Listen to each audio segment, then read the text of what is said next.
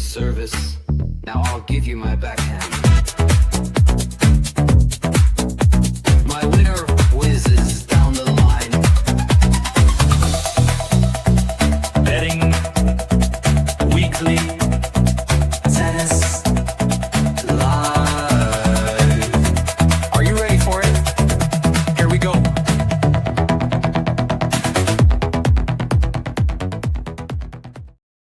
All right, Betting Weekly Tennis Live. This is a special edition because it's a special day. Mitch Michals, Nigel Seeley, Tim Dennis here on this Thursday, the U.S. Open Draw live reaction show. This is going to be a good one as we have finally going to have a bracket to fill out in the next couple minutes here on both the men's and the women's side. So fourth major of the year, Tim Dennis. How are you doing on this day, sir?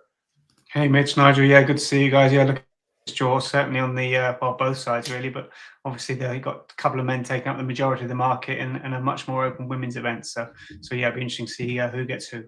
And Nigel Seeley, we're here again. We're in that interesting time because we have these odds that we're going to get to, but a lot's going to change in a couple minutes here. We're going to see who draws who and who gets the fortune and who gets a lump of coal when they get their bracket place. Yeah, it is. I mean, this is obviously where the route gets through. We've seen some big changes in the betting market. We've seen some betting market moves in the last week or so in the build up to the tournament on the men's and the women's draw. Obviously, Yannick Sinner's injury scare, Iga Swiatek, a big mover on the back of her performance last week.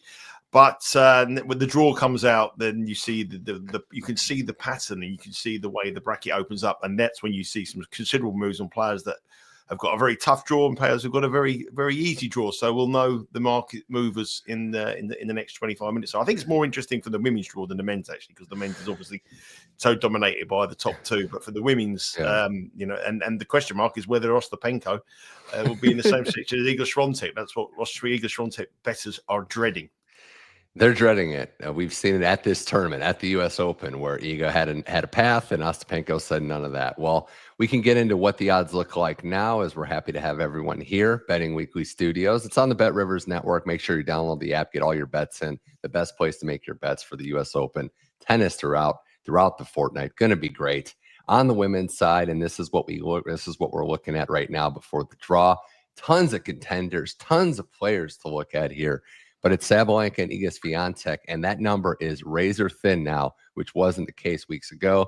Coco Gauff played plus 800 in the third spot. She's dealing with a new coach. Rybakina's played better. Andreeva, Anisimova, Pegula, Keys, Osaka, Victoria Mboku in there as well. So there's a lot to like and dissect there. Tim, initial thoughts on where we are before the draw with the women's side? Who stands out, and who do you think could be movers and shakers going forward?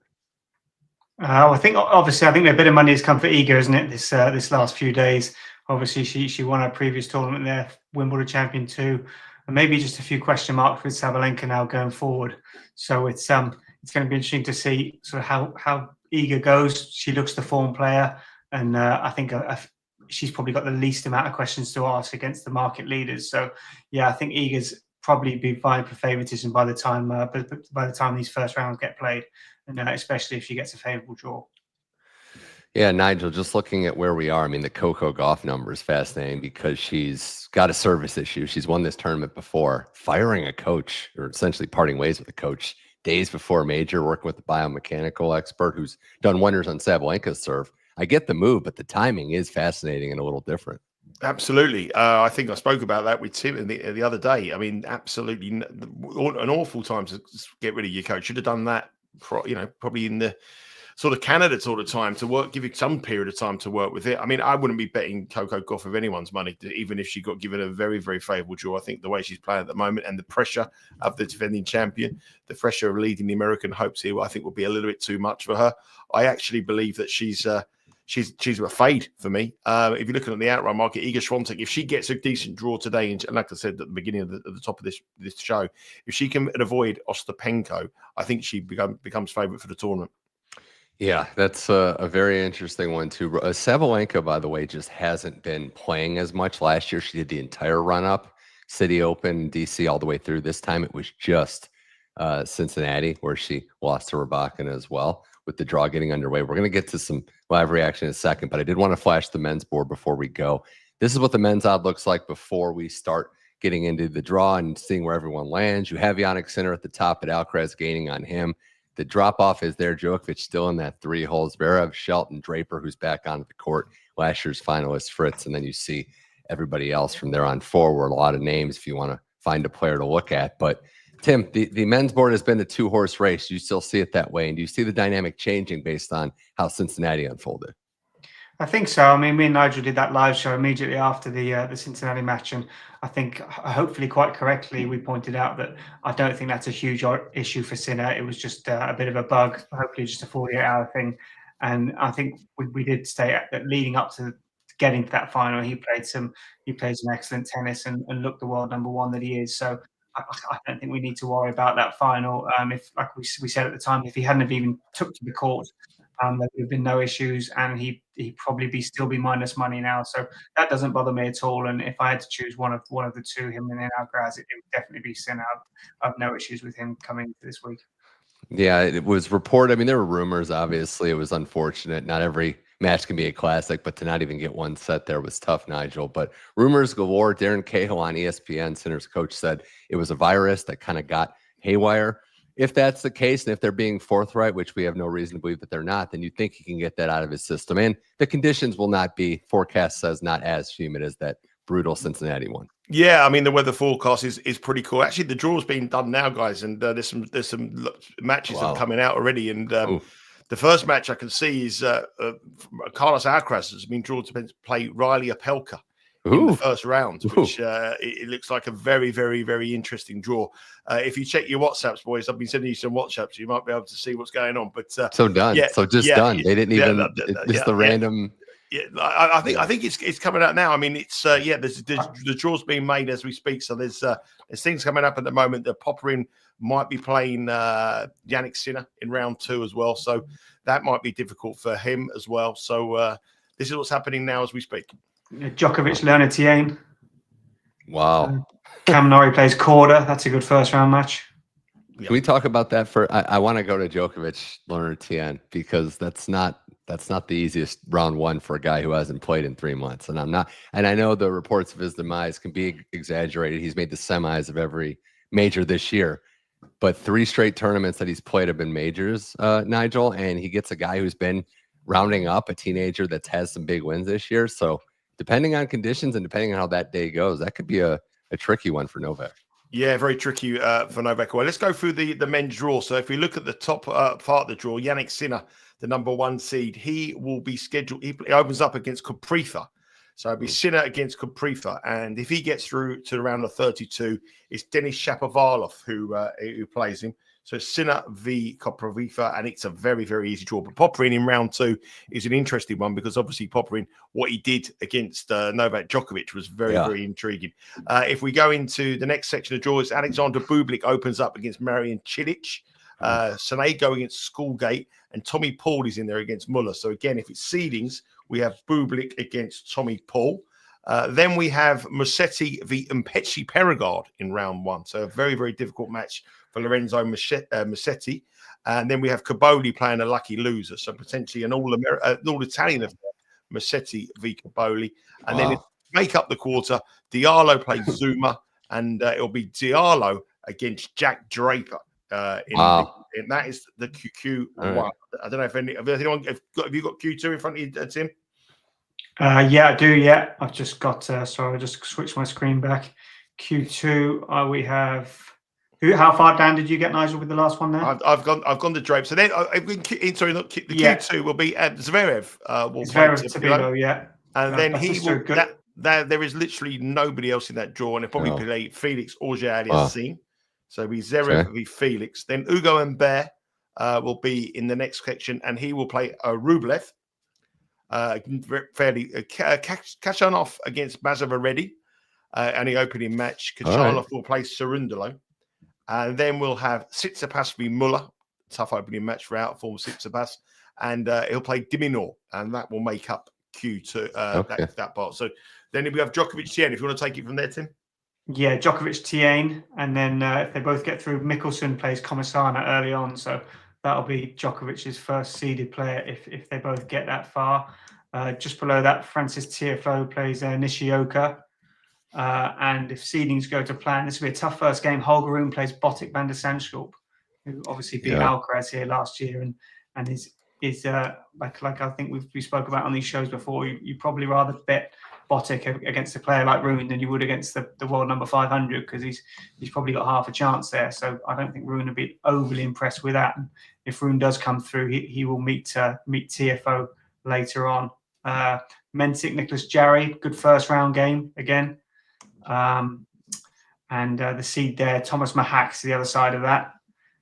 And Brandon Nakashima is the man that's the top seed in the bottom half of that draw. And I think Taylor Fritz is into the fourth quarter, Nigel. Yeah. If you want to read that out, or should I carry on?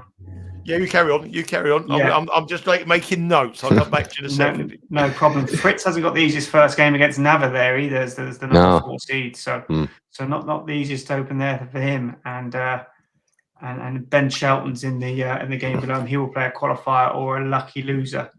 Manarino plays Greeksport, not the easiest match first up for Greeksport there, who's in dreadful form. I think he's only won one match in his last 7 games now, Greeksport. So a tough opener for him. And then Casper Ruud, he plays Offner. Probably Ruud might be a heavy favourite there, and he should come through against Offner. But again, probably not the easiest first round.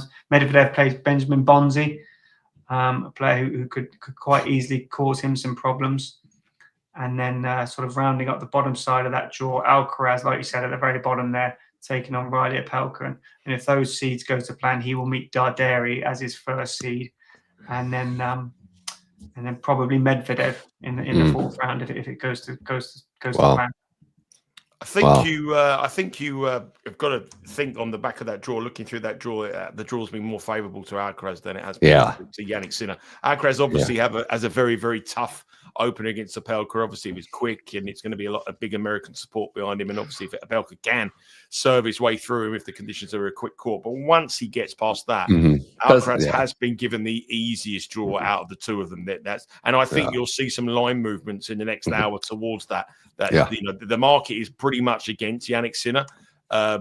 Even though he has had this bug and it's confirmed there's a bug, the market is a bit uneasy. But definitely on the back of that draw, I would believe that Medvedev, that you've got obviously Djokovic in with Alcaraz, but what version of Novak Djokovic we're going to see? Right. He's got Zverev, he's got Draper in his half. So I think the market will move towards Sinner. Sinner will be very Mark will move Alcaraz will be quite happy with that draw. He will. I think best of 5 versus best of 3, right? If this was a 3-set tournament, you might be a little more nervous with Opelka, but best of 5, Carlos should and probably will wear him down. Tim, another thing I just want to mention, you said Tsitsipas Muir. It's a tricky matchup. Every matchup's been tricky for Tsitsipas in the last. I don't think it matter who Tsitsipas was playing. He's probably going to have a run for his money, isn't he? The form he's in at the moment, absolutely dreadful against Boo a couple of days ago in Winston-Salem, and a player, as we spoke about a few of the other guys, just confidence must be completely rock bottom. And I think we spoke before about everyone knows his backhand side of it is a real weak side for him, and he looks out of form, doesn't he? I wanted to ask you guys, because we've seen him do well before, like the players that make runs. Tiafoe has done really well here. Do you see a path for him? Because you said Holger plays Bodek. That's tricky. He's the higher seed in his way. You got Darwin Blanche, the teenager, maybe a second round, depending on who he draws of the qualifiers or lucky losers. But do either of you see a path for Tiafoe to maybe get back quarterfinal-ish range? I think if you schedule a night match, I've been very fortunate to be at a night match and watch TFO, and that night match has gone in through. I think he played Poprin last year, didn't he? Play Poprin? Yeah, after he beat Joker. I went to that match, and the atmosphere, they got him home. So if he's scheduling and he's a big game player, if he can get going, yes. But Djokovic fourth round. That would be it. Well, I think that's a night match in New York. I'd be betting TFO if he can get that far. I'm just looking at the women's draw here now, so I'm just going to go. I'm going to look at the first quarter. If you can take the second quarter in, Tim. So in Q1 we have Sabalenka opens up against Masarova in the first round. She's got potentially to play Leylah Fernandez in the round of 32. But Buskova's in there, who's doing quite well this week in Cleveland. She's in the draw as well there as well. So that's a tricky opponent in there. It's Monterrey she's in, but she's doing quite well. In the next part, we have Mertens will probably play Clara Towson. But Clara Towson opens up again with a very, very tough match against Ilia. So that's a tough opener. Yeah. It's a very interesting first round match there. Rebecca, it should get through. She's got a fairly easy couple of rounds, but then she's seeded to play Kudermetova if she gets through. Kudermetova's got to qualify, but standing in Kudermetova's way, a round 2 clash with Emma Raducanu. So Raducanu is potentially the round 3 opponent for Rebecca. So that is nobody wanted Emma Raducanu of her form in their mini section, but she has got her there. McCartney Kessler will open up against Magda Linette. The winner of that will play Marketa Vondrousova. So that's a tough part of the draw. And then we have Paolini. So Kessler, Linette, Vondrousova will probably play Paolini. But Paolini, second round match, if she gets past the qualifier she's been drawing against, she could be playing Djokovic in round 2. But she opens up a tough one against Sasanovic. So that is Q1 on the women's draw. And Tim will take you through Q2 and I'll do Q3. Yeah, Q2 is headed up by Jessica Pegula, the 4th seed. She will play Maya Sheriff, probably with the second round match, probably against Anna Blinkova, I'd imagine. Looking at that draw, Daria Stremska will be the first seed she meets if that goes to plan. Linda Samsonova's in that draw. She plays up at Yuan in the first game. A little bit further down, Belinda Bencic. She plays a qualifier in the first round, and if she comes through that in the third round, she's seeded to meet Emma Navarro. It'll be her first meeting of the stage. Barbara Krejcikova, will play Mboko, the Canadian, obviously the winner of the Masters 1000 event there. So that is a first round game against obviously a dual Grand Slam winner against the sort of up and coming Canadian girl. So that could be one of the big first round matches. And then just below that, Jelena Ostapenko will play a qualifier, and she's every chance if she comes through there, she'll probably meet Taylor Townsend. So an interesting draw there. And I think rounding off the bottom of that is Maria Andreeva. That's still in Q. Yeah, that'll be Q2. So that'll be the final match. Q2 still. Yeah, Maria Andreeva. And she's also in the same section as Keys. No Ostapenko and Iga. So there you go. Madison Keys is in Q3. Oh, she's Q3. Yeah, that's the bottom line. Sorry, Andreeva rounds out the bottom of that. So it'll be Madison Keys will open up Q3. She's the number 6 seed. If she wins her first match, and Kvitova will win her first round. So that could be a second round match, Keys against Kvitova. But Keys will probably play the winner of Kostyuk, who's been drawn against Katie Bolter in the first round. So I would whoever that will probably play Keys in Q3. Linda Noskova opens up against a qualifier. She's seeded 21. She will play Mukova, but Mukova opens up the match with a match against Venus Williams. So Noskova v Mukova is probably the most likely in Q3. Kazatkina will play Rusa, which could be a bit of a shock there. Kazatkina is not in the graces of form. And the winner that she'll likely to play comes through there will play Osaka. So Osaka is in that section as well. And then finally, Magdalena Freck, this 28th seed, will play Coco Gauff. So Coco Gauff opens up a tricky little match, actually, against Tomljanovic. Difficult match. Tomljanovic is obviously a player that's done well at Wimbledon. And then in the second round, she could play Donna Vekic. So it's quite a tricky little opener for Goff. So I do Q4, Nigel. Moving on. And Amanda Anisimova, the 8th seed, she will sort of head up the top of that Q4. And she could, early on, either play probably Danielle Collins or Sophia Kenin. Sophia Kenin Collins. But she wins her first round match, Tim. She plays joint. That probably she'd imagine she'll come through the qualifier. So probably a tough section for Anisimova, obviously, with Iga being in the same section right down the bottom. But yeah, just a little bit further on, Haddon Meyer, another player well out of form. She'll play the Brit Sonny Cartel. Could be a good opening there for Cartel to get a good progression through the round 2. Louis Brasson will play Golovic, the Swiss player, first round. Maria Sakkari plays Tatiana Maria. Fairly interesting first round there. Just looking a little bit further down. Laura Siegman will play Diana Schneider. And probably, right down the bottom there, Iga Swiatek. She's sort of at the bottom of the field there. She'll play Aranga in the first round. And she's got you'd like to think, Nigel, looking at the draw there, she's probably going to be fairly happy with where she is. It's amazing. I mean, the first thing that comes to my mind if that Aranga draw for her is Aranga got to the final, didn't she, in against Emma Navarro over in Mexico last year, and Navarro beat her 6-love in the final, didn't she? And that's got a double bagel written all over it straight away.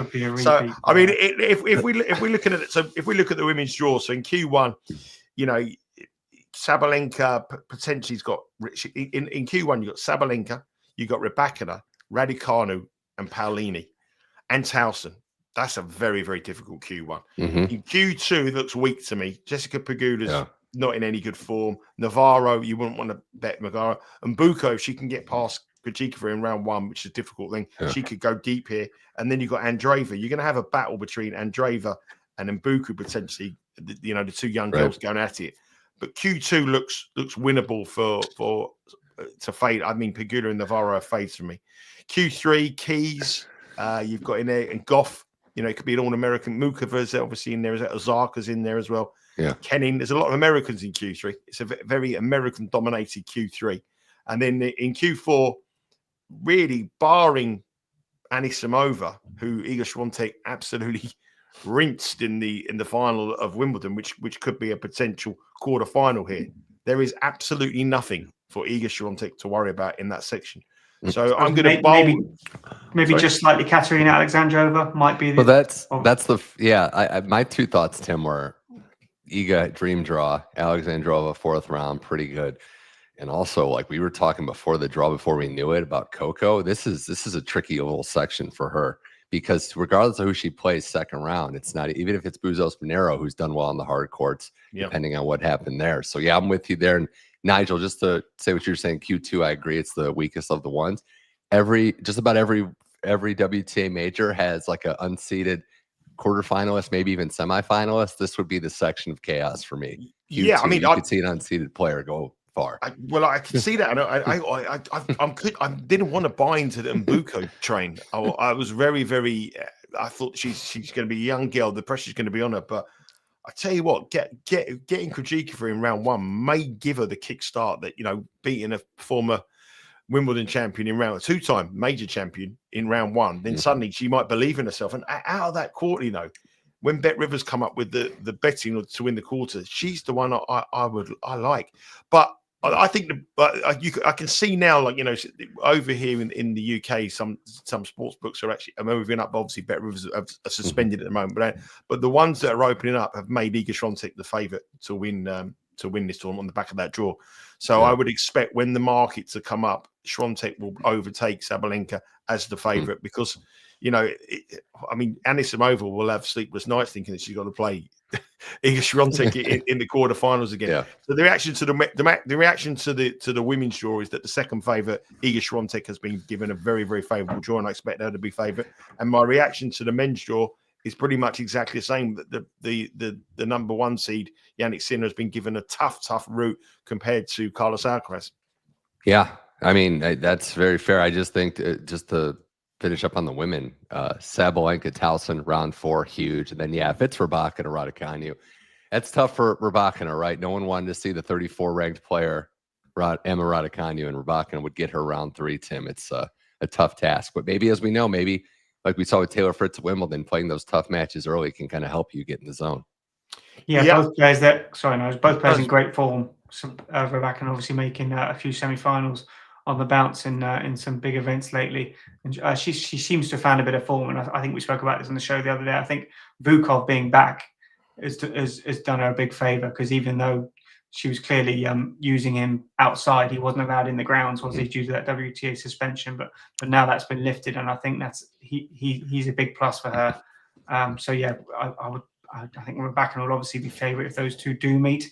But we know Raducanu's played some great tennis as well lately.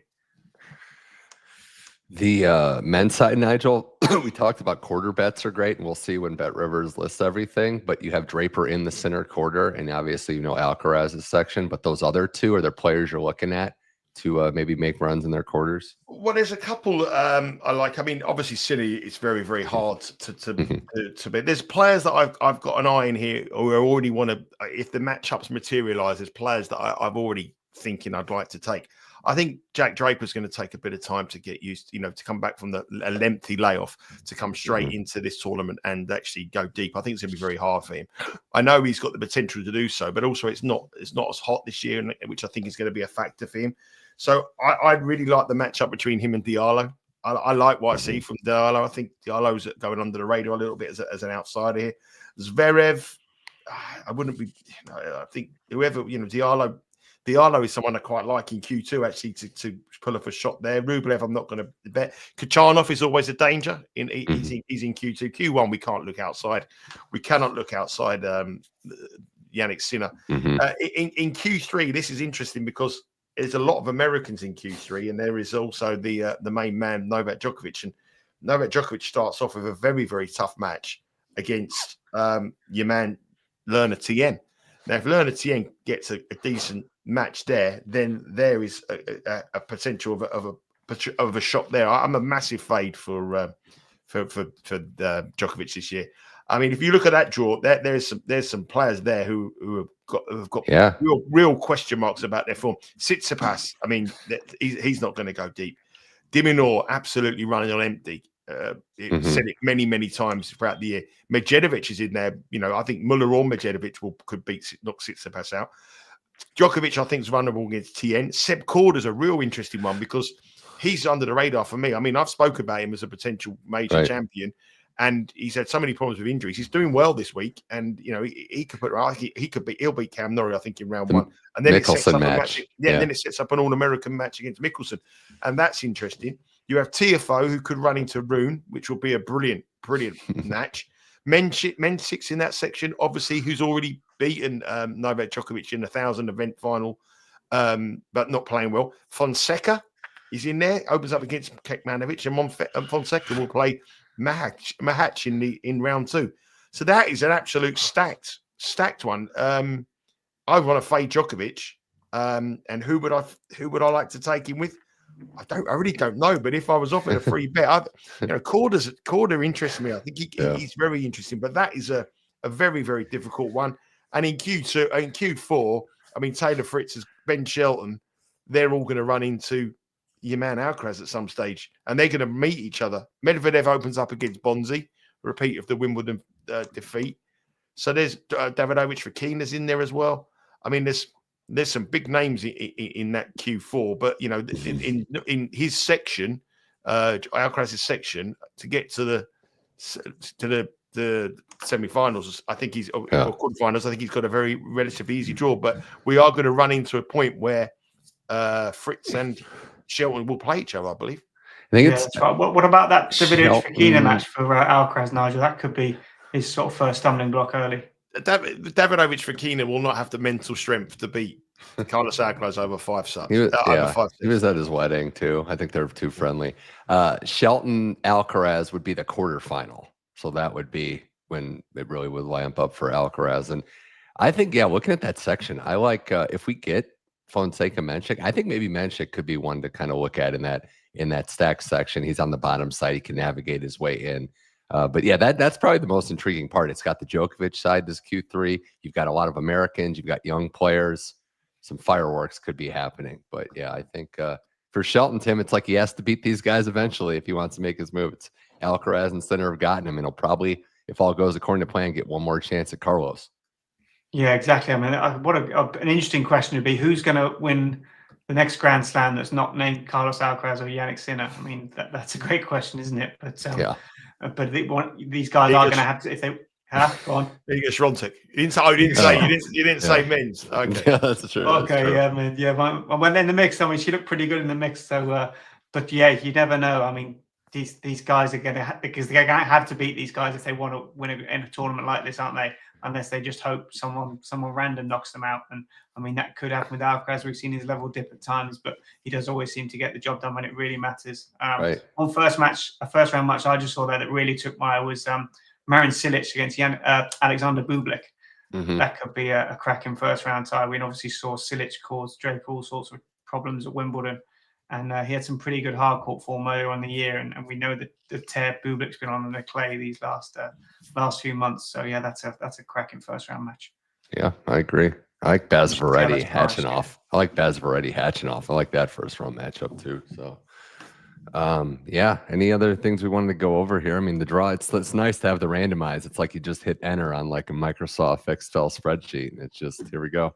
Yeah, I did. That's very un-American. Very un-American. You know what I was think it expecting was? Razzmatazz. I thought we were going to have everything going on.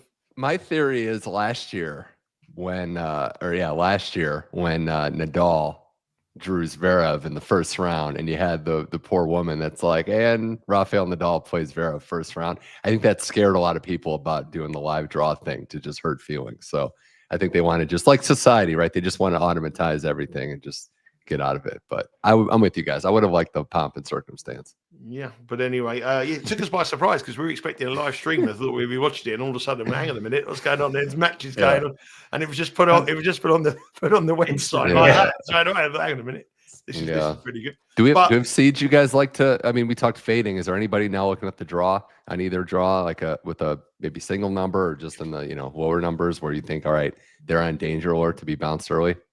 I mean, for me, I don't know if guys. I think the newsletter is going to come out tomorrow. All the tennis handicappers have done a fade and a main bet and an outsider. And a fade for me still at the moment is Coco Gauff. I just don't like her at the moment.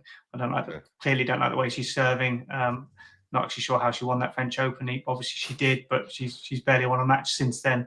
And even when she has, she's been far from convincing. So yeah, she's my main fade. And I don't. You'd be interesting, like we say, when the court betting comes out there. That's an interesting side, I think. Mm-hmm. Yeah, I don't like green with Tim, obviously, because we want to make it entertaining for the show. But I definitely want to fade Gauff. And actually, all of Tim's picks on the newsletter, the insiders coming out, all exactly the same as mine. Oh, we won't copy me. Everything is his fade, his winner, everything. And so but the other fade, I think on the draw, you got to fade Sabalenka. Yeah, I took a swing on the women's draw, and now that the draw came out, I'm a little worried about my pick to win. But names that I'm thinking of fading: Demonauer, Nigel, you said it. Tank on empty. Not really feeling him going into this one. And then not a single digit, but close. Emma Navarro. I'm just looking where she's at. I think even round 2, if it's Katie McNally or someone like that, could be tough. She just hasn't been in form. And that's the name of the game. Who's got energy and who's in form. Yeah. Mbuko interests me.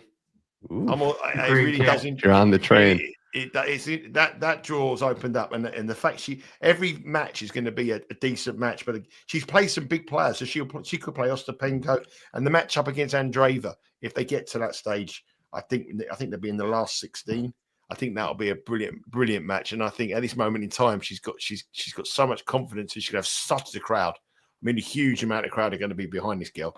And I think she's going to be caught. And I think the two Americans in that section with her, Jessica Pegula and Navarro, if you can look at the momentum and look at the way they're playing compared to Mbuko, and Pegula will probably be the second favourite in that quarter. Andreeva will probably be favourite, Pegula will be second favourite, and you might get a decent price against them for Mbuko. I think she's the one who in the women's draw you think, hang on a minute, she's the one I want to play. And I wouldn't if she got to the semi-finals, she's playing Sabalenka. You saw how Sabalenka almost rose against so many people in Wimbledon. She was so lucky. And Mbuko in semi-final in America, it'll be wild. I also think looking at that draw based on how it works out, and I'm not even the biggest better of her, but Svitolina just will probably find a way to get through some of that draw and get through. But we also have news from our producer Troy. Bet Rivers has futures out right now. Sabalenka and Swiatek are at even plus 245. So came down, maybe not completely flipped, but Tim, they're sitting at co-favorites at the moment. Yeah, slightly surprised at that, and it wouldn't surprise me at all if come off time of round 1, Swiatek is actually favourite. I do think, like we spoke already, she's got the better draw. I think she's in better form. I think she's got less questions to answer. Obviously, winning the last 2 titles here, and Sabalenka, she has just been found wanting, hasn't she? Just at the real business end of these tournaments, her error count has risen when the heat's really turned up, and it wouldn't shock me at all if Iga goes off favourite there. Yeah, I've got the full list here. Actually, they've gone out a little bit more, both of them, on the latest on the app now. If you download the app, you'll see it. But I've got Sabalenka at plus 250, Iga Swiatek at plus 250, so plus 250 the pair. Coco Gauff's 8, Rybakina is 13, Andreeva 14, Anisimova 20. I'm surprised she hasn't gone out a little bit more because she's going to play Swiatek. Madison Keys 20-1, Naomi Osaka 21, Jessica Pegula 20-1, Victoria Mbuku 24-1. So that suggests Mbuku will be behind Pegula and Anisimova in the quarter betting. That's where I'm rubbing my hands together. Raducanu 40, Svitolina 40, Bencic 40, Yasmin Paolini 50, Clara Towson 66-1, and then we get 70-1 bar that. And on the men's draw, I'm going to get you the men's odds now. Yeah, on the website. Let's have a look. We got no movement. It looks like Alcaraz is still a decent second right now, based on what I'm seeing. Sinner's still in the number 1 spot. Yeah, I mean, it's very difficult because nothing, because they dominated so much. It's very hard to find much line movement in it. But Sinner has gone out a little bit. He's plus 150 and now. No, sorry, that's I'm looking at Wimbledon. Apologies. Plus 115 Yannick Sinner. Plus 150 Carlos Alcaraz. 9-1 Novak Djokovic. 14 Ben Shelton. 15 Draper. 17 Zverev. 20 Fritz. 30 Medvedev. 75 Alex de Minaur. 80-1 Fonseca. 90-1 Lorenzo Musetti. 100-1 Holger Rune. 140 Menchik. I would like Bet Rivers to do a market if they could. Which American would go furthest? And if they go out the same round, it's a dead heat or something like that. But I would be opposing Ben Shelton actually. Well, it's probably like get to the quarterfinals and lose to Alcaraz. It's probably going to be where does Fritz make the semi in his section, or is there somebody else that can go further? I don't know. That's an interesting one. Perhaps he's a big game player, isn't he? As we know, but he probably looks a step below those other two Americans you guys just spoke of. Yeah. So Tiafoe Holger, that's the one. If he wins that, then he gets some momentum and he's running downhill. Maybe he can make some noise. But that's the draw comes out too. It's like we talked about Jack. Yeah. I'm just looking. Sorry, just to change that. So I'm just looking at the market here in the UK, and Iga Swiatek has been bet in the last 10-15 minutes since we're doing the show after the draw. I said it was very, very marginal, but now she's an overwhelmingly clear favourite. Sabalenka is getting bigger and bigger. So Iga Swiatek, I believe Iga Swiatek will be the favourite for this tournament, which you would never have thought, would you? Never have thought Iga Swiatek would be favourite for the US Open. I think she'll be clear favourite for the US Open in about an hour's time. I'll have a bet of you. In an hour's time, she's clear. She still did. I mean, she didn't serve quite as well in the Paolini match too. So I still would have questions if she becomes an overwhelming favorite in these late matches on hard court. So what do you guys think if it goes to plan and she meets Anisimova? Obviously, it'll be a quarterfinal. Probably the surface and conditions may suit Anisimova a little bit more than they did at Wimbledon. And with it only being a quarterfinal, obviously she's going to have that baggage from getting bageled twice against her. But surely she put up a better show this time, I think. Well, yeah. It can't get any worse, can it? No, it can't. That's literally can't be worse. It's and what was the Pegula match last year? Iga looked flustered, and maybe playing an American could bring back bad memories for Iga. But yeah, the mental side and the edge there, Anisimova is going to have to do a lot of work to overcome that. But the only problem with that is that she froze, didn't she? Really at Wimbledon, the Wimbledon final got to her. I think if she's playing half rash in a show court against Iga Swiatek, which looking around that stadium in a night match with everyone on it, I think I think she's more likely to beat Iga Swiatek if they played in Doha or something like that rather than the US Open. I'm on a massive prize now. I'm just sort of digging for a bit of help here. That's all. a lot of rain in New York, so they're going to be having to fight to get those qualifying matches in. But yeah, you said that about the American night match. I wonder about Osaka if it's like Baptiste round 2 or when she faces an American, how's she going to handle it? Like it didn't go well in Canada against a Canadian. No. Well, there's a lot of them who can't handle the conditions, isn't there? A lot of people who are big time players, and a lot of them who aren't big time players. Davidovich Fokina is a prime example. Alexander Rublev is a prime example of that. A lot of them can handle the heat. A lot of them can't. And tennis is a large proportion of it is how you deal with the big stage. And there's no bigger stage than this, what we're going to see over the next couple of weeks. And looking forward to cover it with you guys over the next fortnight or so. It's going to be great. Glad for everyone. Thanks to everyone for watching here at Betting Weekly Tennis Live's US Open draw reaction show. Or it was our reaction too, because the draw just came out and we were just reacting in real time. But pleasure as always, Bet Rivers Network. It's a lot going on. And before we go, Nigel, just final thing, the newsletter's coming out. So remind everyone why everyone should be subscribing to the newsletter, getting in on the action, bettingweeklystudios.com. It'll be out later today, so make sure you subscribe to the newsletter. You've got the previews of the US Open from all the handicapping team, myself, Mitch, Tim, Dustin, Sean, and also Rory as well. We've got all our bets going into it, and they were obviously done before the draw. So obviously that changes our little way of thinking. Not really much, but a lot of the way of thinking may have changed a little bit there. Done before the draw. Also previews on all this weekend's Premier League matches and also some of the big matches across Europe. And then of the weekend, tomorrow, I'll be with Rory and Sean doing our preview show on the tournament winner for both the men's and the women's. And on Saturday, we'll be previewing all the best bets for round one. So the next 2 weeks going to be tennis crazy. And Sean and I will be in New York. You follow us on our socials at Because We Win.